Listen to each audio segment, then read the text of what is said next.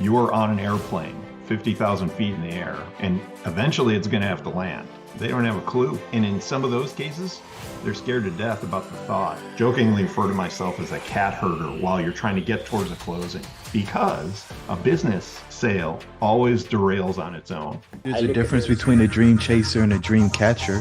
Hey, everybody, and welcome to the Dream Catchers podcast. I'm your host, Jerome. And I tell you, you're in for a treat today.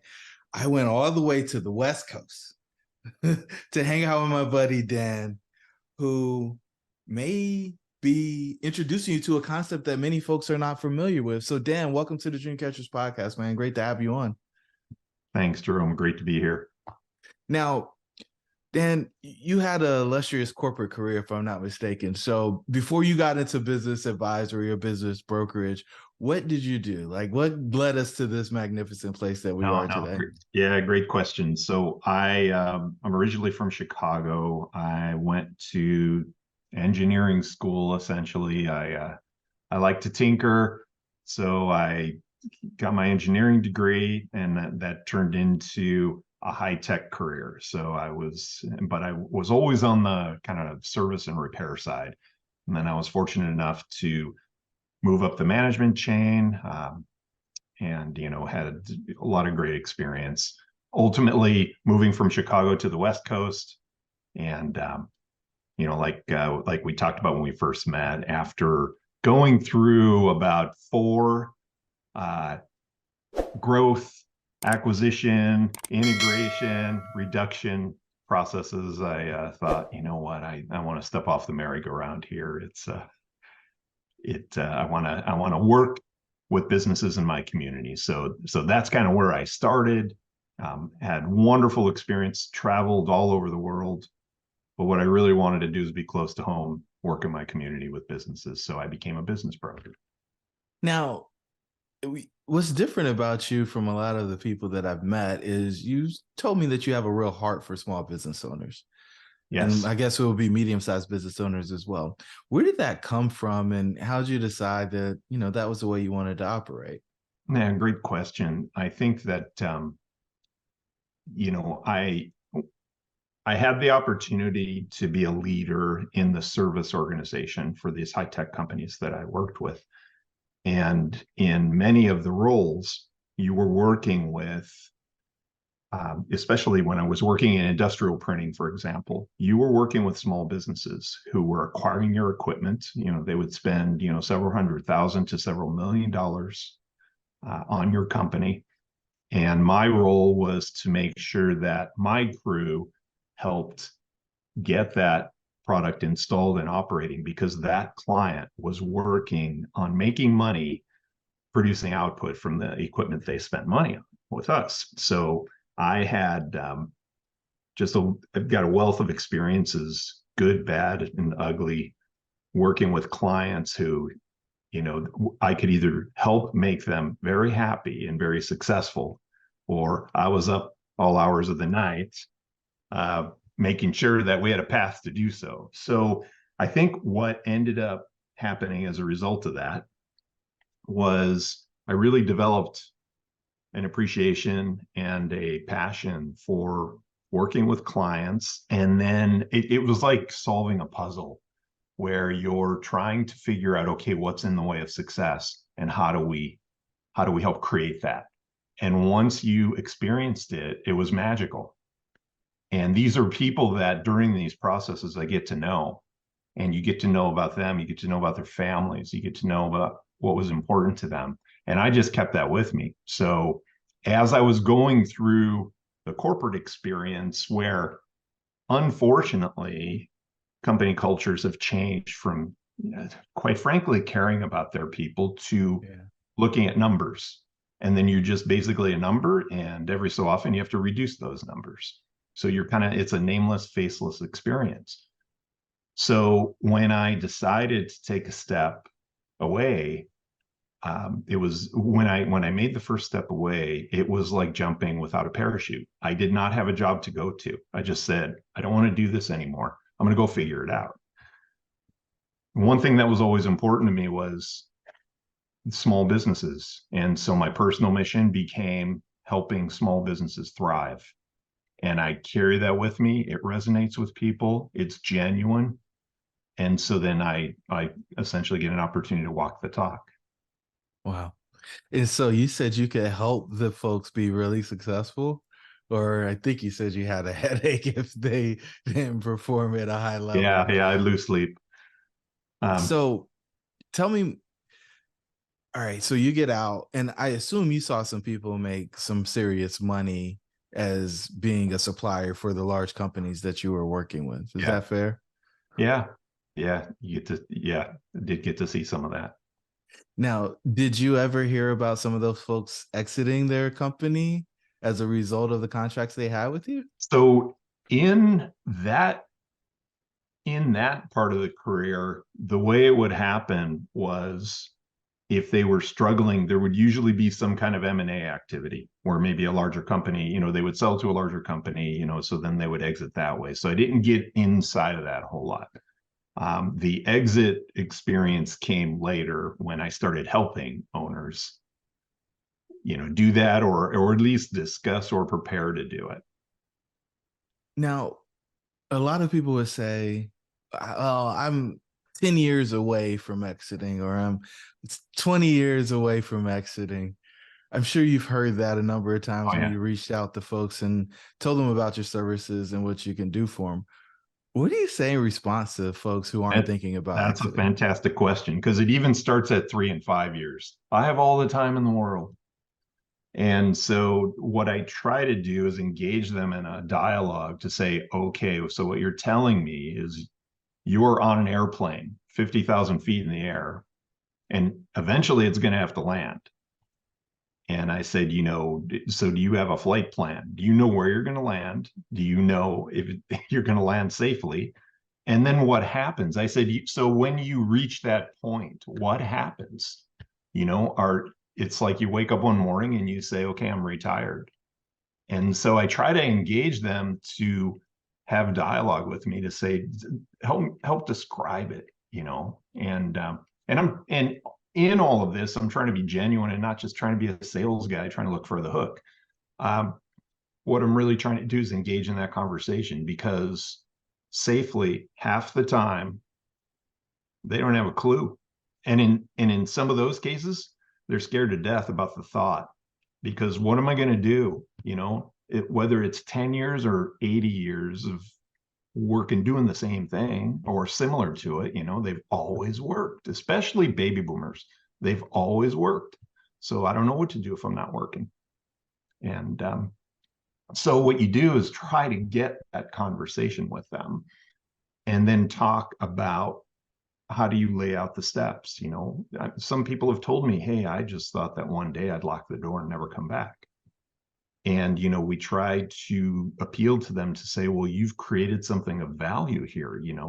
Don't you want to either have it carry on as a legacy, maybe the next generation, which is a story maybe we can talk about later if there's time. But yeah, just try to figure out how to organize a game plan.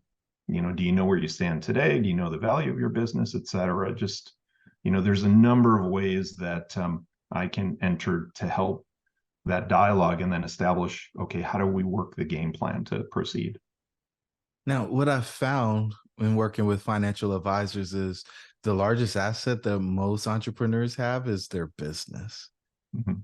But they have no idea what their business is worth or Right. if their business is sellable. Yeah. And so when you start engaging them in the dialogue, are you finding that they're surprised at what this worth, either high or low? Some are. You get one category of answers where people say, well, if someone came through that door and wrote me a check for this, I'd sell it to them. And then you have others that they never thought about it and they're curious, and then you have some others that they're very aware. Um, they're very aware. My best situations, and it's a rarity, is when they kind of have an idea or at least an opinion, but they know that they want help to market their business. Some people I talk to, they don't want to spend what it costs to have me involved. And some of them I've talked to, and I said, okay, well then you can do it your way and call me if you need any help. And some people have called back and said, oh my gosh, I've had to talk to so many people that thought they were interested and they're breaking my heart. It's like they took all my time. I gave them personal information and now nothing. And I was like, that's what I can help you with. I can help you screen those out, get the tire kickers out and bring you really quality, purchasers that they're looking to sincerely buy your business and, ready, willing, able, and capable of buying your business, not just people that they saw the ad and they want to collect. This is interesting because I think a lot of people want to cut out the middleman. They don't see that true value is being created from the person who's helping consummate the transaction. What do you feel like is the biggest value add that you bring to a deal? So the owner has to operate their business in many cases. It depends on the size, but in small businesses, I mean, we work with businesses that could gross 50,000 a year in sales up to 50 million. As you get to larger businesses, you typically have, staff and teams and they're operating. So the owner may or may not be active in the day-to-day, but let's just say below that, you could have an owner that has to come in and prepare for the day. They have to work, they have to lock up at night, right? So they don't have time to do anything. They barely have enough time to do what they do. So in that case, I can offer them a lot of support to have a professional represent them. I spend some time gathering information, I get to know them, and then I write a story on the business. And then I build that advertisement, I do the marketing. And then we create the best representation of that business that we can to make it attractive. And then we generate interest. And then from that, I do screening and qualification of prospective buyers. So that there are a lot of people that want to email you and say, oh, send me information on the company. And I say, no, I have to have a live conversation with you in person, on the phone, Zoom, or face-to-face, so that I can understand what you're seeking and understand if we've got a match here. And then only then we can proceed. And I'll give you more information on the company once you sign a non-disclosure and you provide a background. So the value then I add is really bringing quality prospective buyers to the owner, and not waste a lot of time with people who are not ready or qualified to purchase. That screening process is extremely important because there is some personal information, air quotes around personal information, that gets shared. What are some of the biggest mistakes you see buyers make, or I'm sorry, sellers make when they're getting ready to exit or coming to you to try to exit? It's probably a better way of describing it. So I would say the tied for the top two are small business owners pride themselves on the fact that they want to minimize their taxes and maximize their profits. So think about it. On paper, you've been running for pick a number of years. And on paper, you haven't made a dime of profit.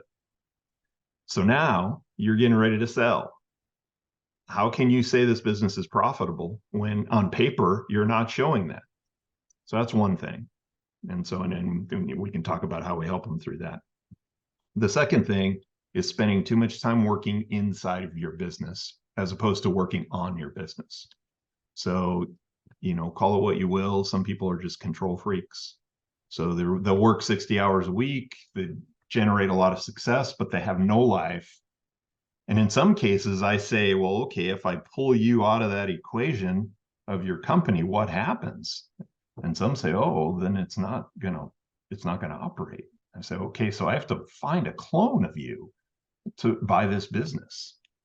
And I would say those two are the top two challenges in helping somebody, really find a buyer and essentially establish a value of that business. And it's counterintuitive on the financial side because it felt good when you minimize your tax payments, but then once you then turn around and say, okay, now I want to sell it, we look at financial history. And sometimes what we can do is look at, okay, what expenses are you running through the business that we can adjust out?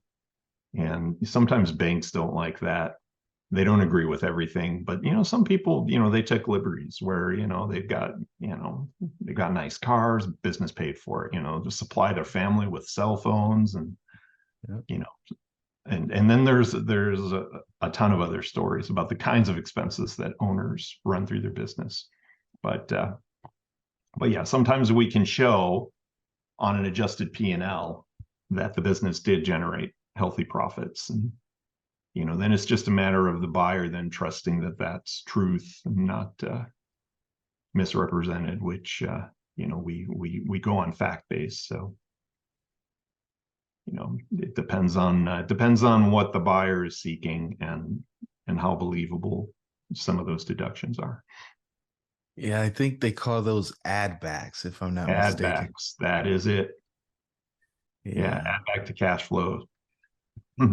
Yeah, on the bigger businesses, that kind of gets wrung out through, professional accountants, financial advisors, ownership, as you start to get above maybe like a $8 to $10 million of gross sales. Usually the ownership is it's not a simple ownership. There could be more than one owner.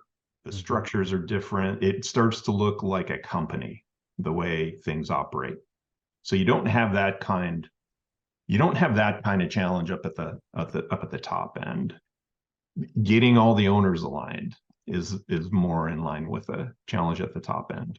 But it's that, mid to small business that there's some businesses out there that are just really interesting and exciting. And, I really love helping the clients find the right buyer.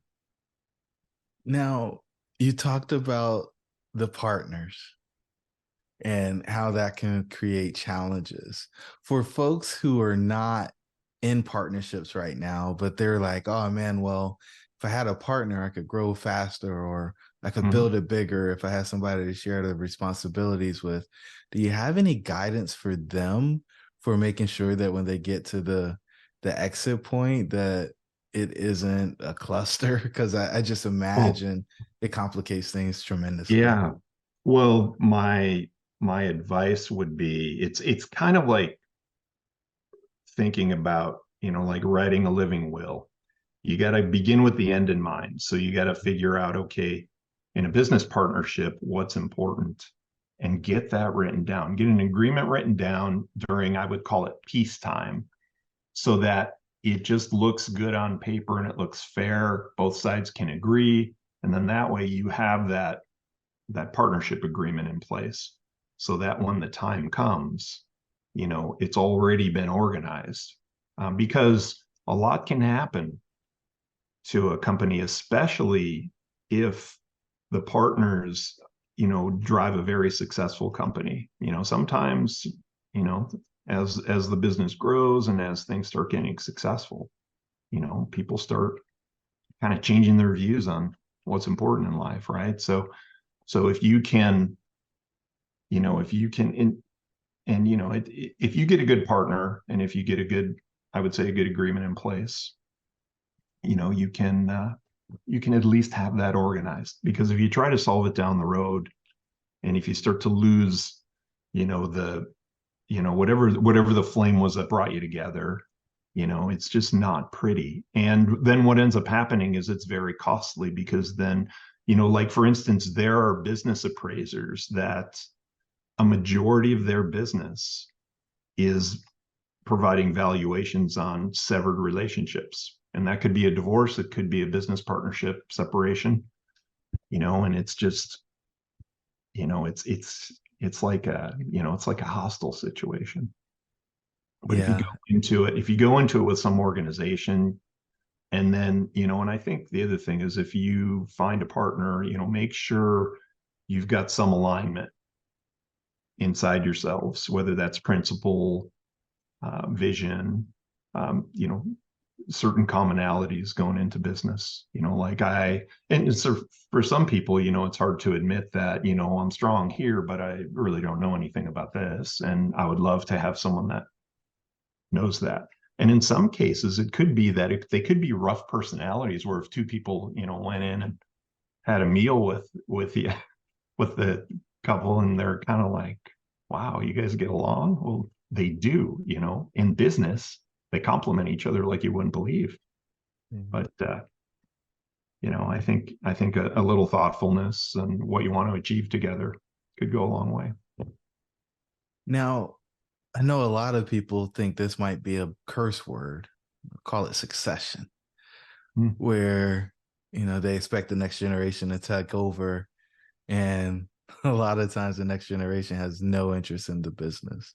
So then they find themselves in a place where they're trying to give the ball to a kid who doesn't want it. Yeah.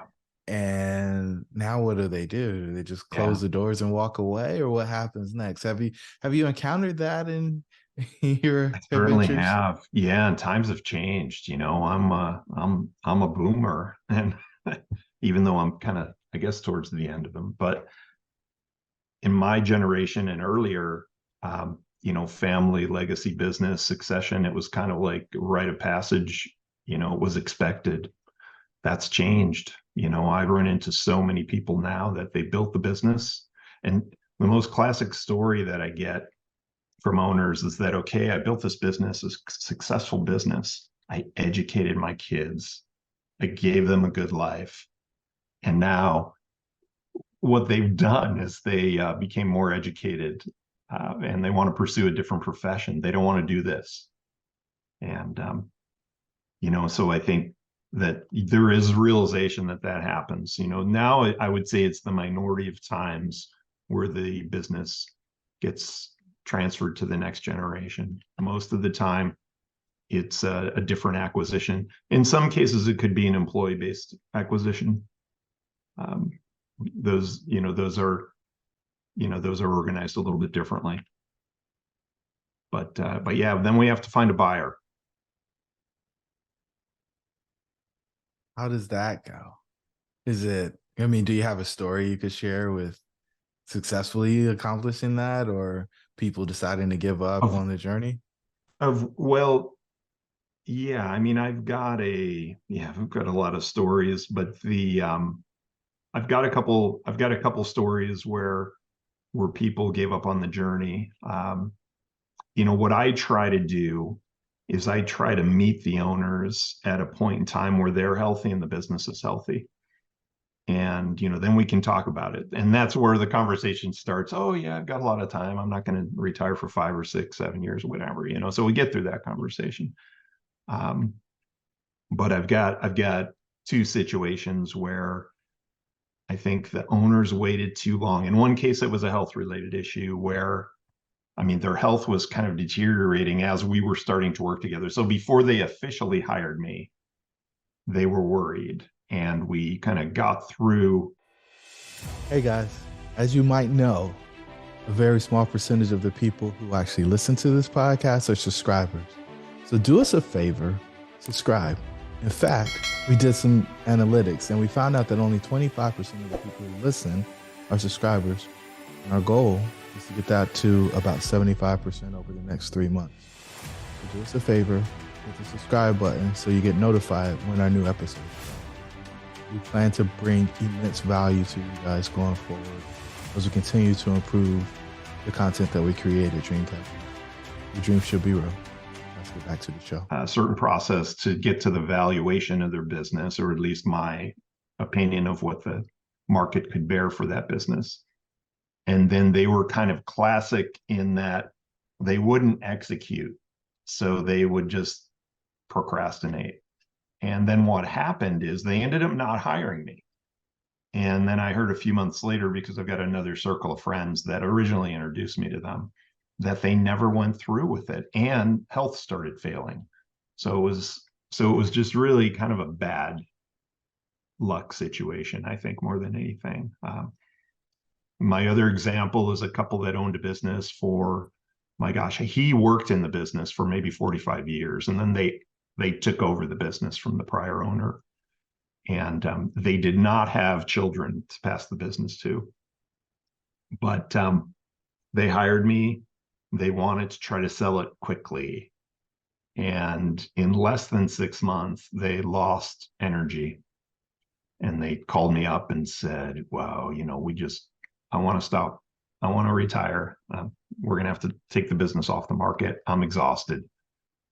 I thought, man, I just wish I would have, in those situations, I wish I would have met the people a year earlier, um, at a minimum. But it does happen. And so, for that keeps me going to try, as I spread the word through my network, introduce me to owners, go find them myself, solicit, market to them, have that conversation. Those magic words, what I ask people to do when they want to engage is ask that owner, have you ever thought about what you would do next? And it's a simple dialogue that if you can get that conversation going, and then you can connect them to someone that can help them with that conversation. And that has actually been successful in bringing me some really great quality referrals.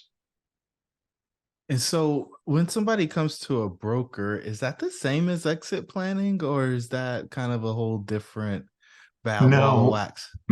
Yeah, I mean, technically it's a form of it, but so there are actually organizations that specialize in exit planning. So, like I have a great example of a business that I sold where, he was an interesting path to where he started and finished, but he started off as a stockbroker. And he also was very active outdoors person. Long story short, he ended up getting in the industry, and he ended up, buying like a windsurfing shop, and ran the business, understood the market, had wild success, and then at some point decided, okay, here's my plan. I'm gonna retire in a few years. And so we met him a little over a year before he officially wanted to retire. And he was one of the most organized people I've ever worked with. And he was ready for everything. I mean, the books were finely tuned. He had an opinion on what his business was worth, but he was playing poker with me. He was like, I want you to go do your work, and then we'll come and have breakfast. You can tell me what you think, and I'll let you know if it's what I think. And it was great. He's a great guy. I mean, we're friends now. And we had breakfast. I said, well, I think it's going to be between this and that. And he goes, okay, that's about where I was thinking. And he hired me, and it was great. We went out, we marketed the business. It was a cool business to market because the story was colorful, active. It's in a great location, and we had a lot of interest. And I ended up being fortunate enough to get 2 full price offers on the business. Whoa. It was awesome. I mean, it was great. And then, you basically work that process. So the other place where business brokers add value is, the work only begins when they want to hire you to help, but Right. we work with the client all the way through the transition, because we want to make sure, I'm in this business for the long haul.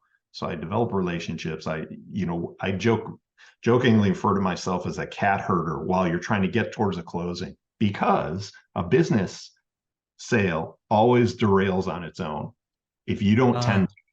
There, 100 little details you're working through. And I mean, you are playing counselor, you're playing, the hammer, you're either being the soft hand or the hammer when you need to, because you're trying, you want the deal to happen. The buyer and seller want the deal to happen. Sometimes the other professionals that are, the workers in the middle, they're kind of like, yeah, if it happens, it happens, if not the next one. And so we're just trying to keep it on task. And, you're just trying to guide it and get it to closing. And when it happens, it's great. It's a wonderful thing. But in that example that I gave you, it was a guy came from corporate. He wanted to be an entrepreneur. His wife is a professional. and he wanted to do it. And, we had great long talks, getting him ready to make the offer. Then it was one of those conversations where he's like, oh my God, what am I doing? Am I doing the right thing? So you're kind of helping him, talk off the ledge. And one of the things that I always ask my buyers when they get that, 1 a.m. freak out, I said, do me a favor. I said, you need to give just as much time thinking about the opportunity and the passion that drove you to be interested in this business as you do getting woken up in the middle of the night worrying about how it's going to fail. I said, just do me a favor, spend equal time on the positive and negative. And in almost all cases, they come out and they remember why they wanted the business, and they get through it. And sometimes it's just, you got to be there. You're just listening, you're helping them along. If there is a problem, you sort it out, and just help to remove all the obstacles. I think that's the dream. And now I saw something that said basically about 1 in 5 businesses actually successfully sell. People who start the journey, only 20% of them make it all the way through to getting the check or the wire. Yeah. Are you finding that there are people who start the process that just aren't ready, and that's part of the reason why they don't make it through?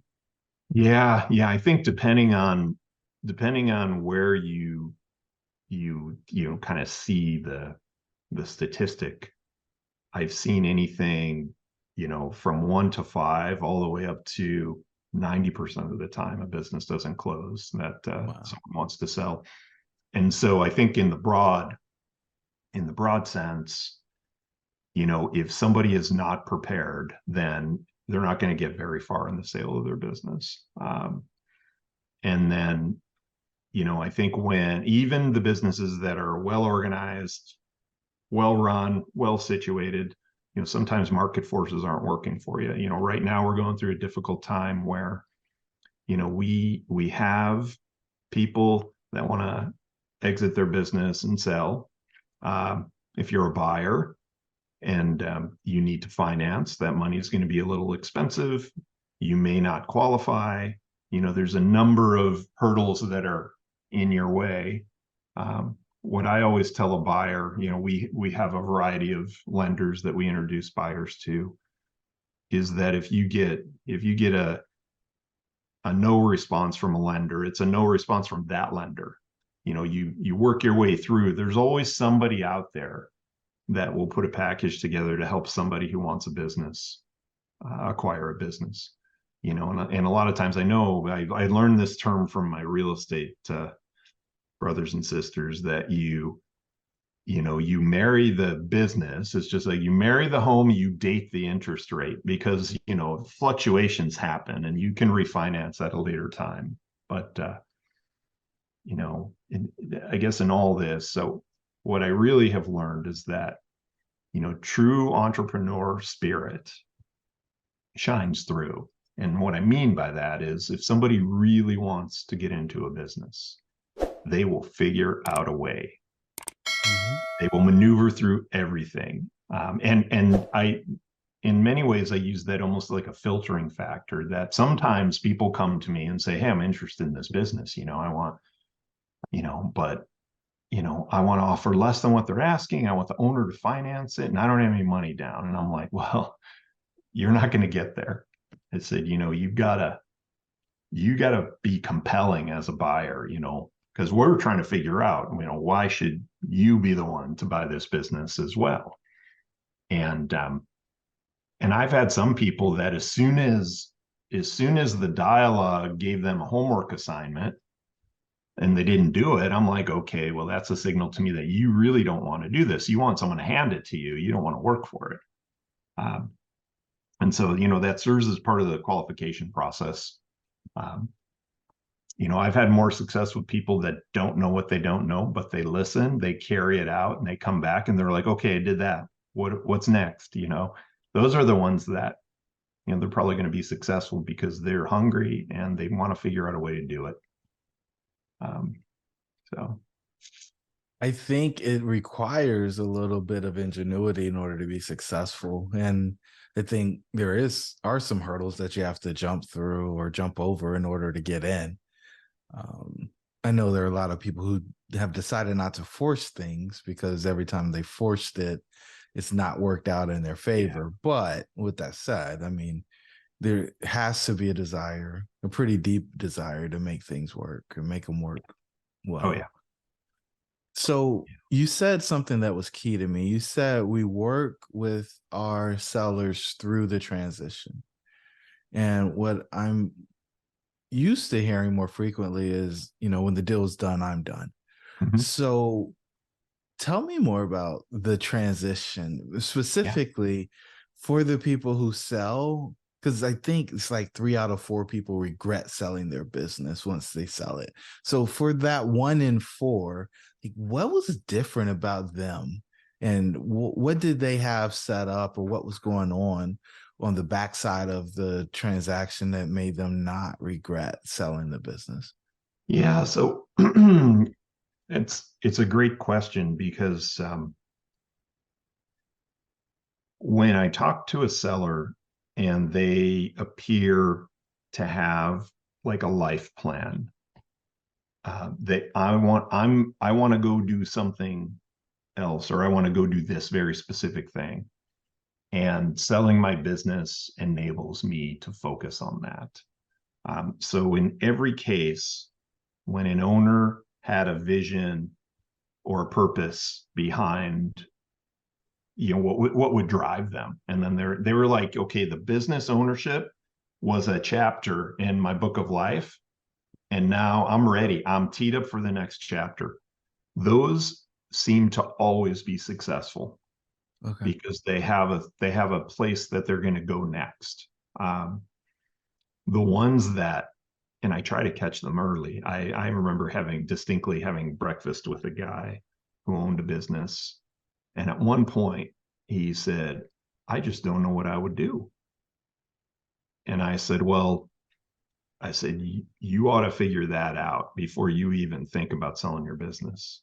Because, there are stories about, people going into pretty heavy depression because it's like they lost their purpose. And, it's not different from, everything you read about people that are going into retirement, period. It's like the best thing you could do is figure out something to drive you, whether you do volunteer, whether you, just do, figure something out, hobbies, just anything to give you a sense of, getting yourself moving to the next step, and what have you. But it was always, like I said earlier, somebody that had a plan. The transition worked well. When I thought you were going to ask me a different question when you asked about transition, but we always build in, as term of the sale, a transition period where the seller works together with the buyer to organize the handoff. And it typically ranges, depending on the business, it could be 2 to 4 weeks. Usually what I do is I put a boundary around the term of the sale, and then the buyer has the right to organize an ongoing relationship with the seller separately from the sale. It could be a consulting arrangement. In some cases, as a term of the sale, the buyer negotiates some employment contract. So it's not unusual Oh, for wow. the seller to organize having a job for a period of time. It helps with the transition. Maybe there's a cultural element to the business that the buyer would feel would be helped by the seller remaining. So they'll be like in a consultative role, and then it's a ride off into the sunset at some point. Huh. Um, and so those can be organized in a sale of a business. Yeah, I think most people who sell to like a strategic acquirer or venture capital call that purgatory, where they have the employment agreement with the earn out, and Yeah. they haven't been an employee for 15 years and Oh now they're an yeah. employee, and Oh they yeah. They got to get ready for that because yeah. it's what I always try to do, especially if I'm really getting along well with the client, is I said, you do want to put a boundary around your agreement. And this is just training. This is an employment agreement. I said, because it will get to the point if some owners are very generous. Oh yeah, I'll hang around for 6 months helping them. And I said, no, why don't you put in 4 weeks and then you can negotiate the rest? I said, because you will get to a point where you will have that frustration that's somewhere equivalent to, I don't like the way they organize their sock drawer. It's like, so, I don't like the way they turn the open sign on in the morning. It's like, um, try to step in the background, but no, I mean, you just see so many stories that unfold, um, with a transition. But what we try to do is kind of provide an optimal period where the buyer can have everything they need, and the seller transfers the knowledge. And so far, knock on wood, I've been very fortunate that the transitions have gone pretty smoothly. The people were good matches, and the handoffs worked very smoothly. Everyone's happy with it. That's outstanding. That's outstanding. So Dan, what didn't I ask you that I should have asked you? Oh man. Um, well, let's see. If we go back to the original intent of what we're trying to do here, is we're really trying to prepare sellers to plan their exits. And I think that, number one, just trying to get a business owner to think about the fact, even ask themselves, you know, what do I want to do next? And then start to really, really give yourself some time to sort that answer out. And then you have to plan for it. It will be better if you orchestrate a plan than if you avoid the plan and then something happens. Because I talked about those two examples of clients that pulled the plug early because of personal reasons. And you never know. You never know um, how your life could change. And if you don't have some kind of plan together, um, it might not go as smoothly as you hope it would or you want it to. And so, I think exit planning on, probably it is either going to be the largest asset of your personal life or the second largest. If it's a good sized business, it's going to be the biggest thing. And a lot of people want the sale of their business to fulfill the nest egg for the family and the rest of their life. And so you have to have a plan. You have to think about it. You should talk to someone about it. I always tell people, don't go it alone. But I always have to be careful, because at the end of the day, they're like, well, you're just the sales guy, of course you're going to say that. And I'm like, well, I'm not a sales guy. I do this, but what I'm really trying to do is help you organize yourself to be successful, beyond the business. Yeah, I think people are become extremely skeptical about people who actually want to help them. And I think what you're offering to them is just solid guidance. We find so many people that find our practice. You talk about the depressed state. I call it the founder's exit paradox, where this good thing happened for a lot of them, right? They got the biggest check or the wire of their life, and they don't know what to do.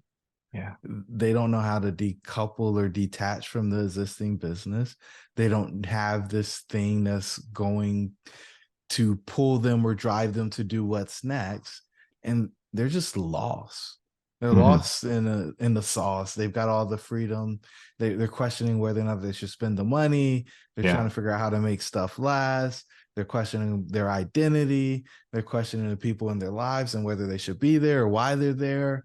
I mean, and it just goes on and on. all the way down to health. And did they give up all their health in order to build the business? And Yeah. so Yeah.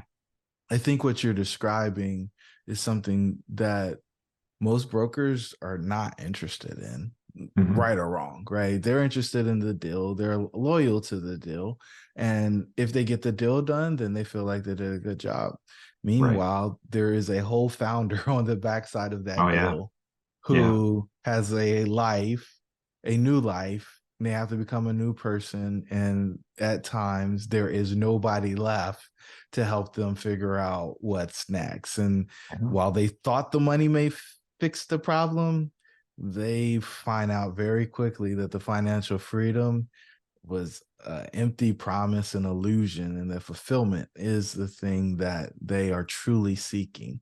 And Mhm. so I think it's important that you potentially get some help with that, because if you Absolutely. don't, you can be walking through the Appalachia Trail or backpacking through Europe or sitting on a beach or playing golf or whatever the thing is you think you're going to do. Meanwhile, you're just wandering. And Yeah.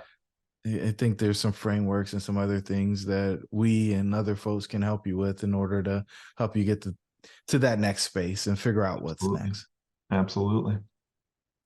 Dan, I always like to wrap up. And actually, first, I would like to say, for the listeners who are interested in getting to know more about you and how you can help them, what's the best way for them to connect with you? So so two ways. So if you go to uh, uh, tworld.com, I work for Transworld Business Advisors, and so you look up tworld.com. My email is dwalkowski@tworld.com. I'm based in Portland, Oregon. There are about 750 of us around the country, but if you want to talk to me directly, I'm always willing. My office number is 503-820-0063. And I'd be happy to hear from people, be happy to chat. And like I say, I go into these relationship businesses for the long run. And so, I just feel that, I'm a big believer that, if you're helpful to people, uh, and you develop a reputation for being a helpful person, you're going to help a lot of people, and people are going to be looking out for you as well. And so I always like to be helpful to the people that I meet. Law of reciprocity. And the final question I have for you, Dan, is what's the one thing you want listeners to take away from this episode? The one thing is think about what you want to do next and then prepare for it. Ladies and gentlemen, you heard it from Dan himself. What's next is the question you have to get answered. And if you need help getting that question answered, we stand here ready to help you so that when you hit the founder's exit paradox, and we believe that everybody goes through it at some level, but those who know what's next can kind of speed through that lull and move into that next phase of life gracefully and truly enjoy the backside of the exit. Dan, thank you so much for sharing with the listeners. I'm grateful for the opportunity to expose them to brokers and one who is actually doing it the right way. Again, there are a lot of folks out there who just want to get you to the transaction and don't actually care about what happens to you after the fact. But Dan's one of the rare breeds who actually cares about the relationship more than he cares about the transaction. Until the next time, your dreams should be real. We'll talk to you in the next episode.